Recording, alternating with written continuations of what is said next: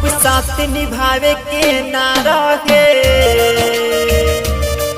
जब साथ निभावे के ना रहे, काहे तू कैलू वादा हो।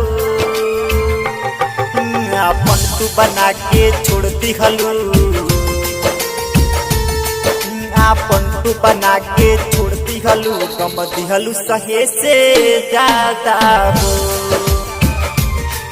अपन तू बना के छोड़ दिहलू, गम दिहलू सहे से ज्यादा हो। जब साथ निभावे के ना रहे,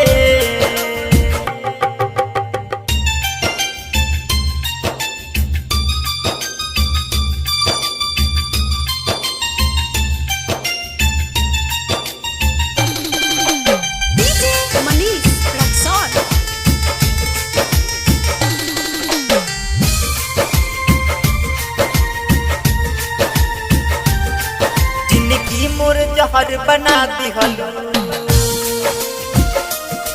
पहाड़ू बेवफा जना दिहलू। आवेला पल पल याद तोहर, कैसे तू हमके भुला दिहलू। कोई ले तोहके याद करके, रोइले तोहके याद करके, बढ़ गइल कैसन बाधा हो। अपन तू बना के छोड़ दिहलू,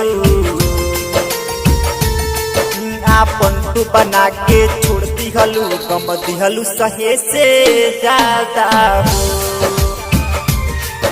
अपन तू बना के छोड़ दिहलू, गम दिहलू सहे से ज्यादा हो।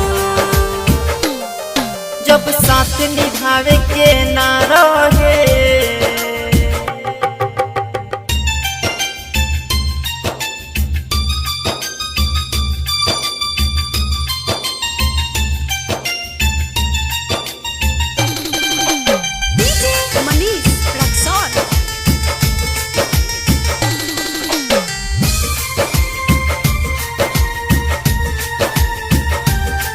राइटर सोनू सूरज शिवम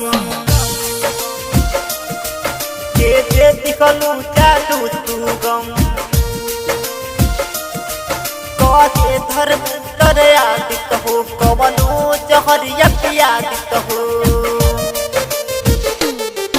अवध से निर्मल के दिखलू गम,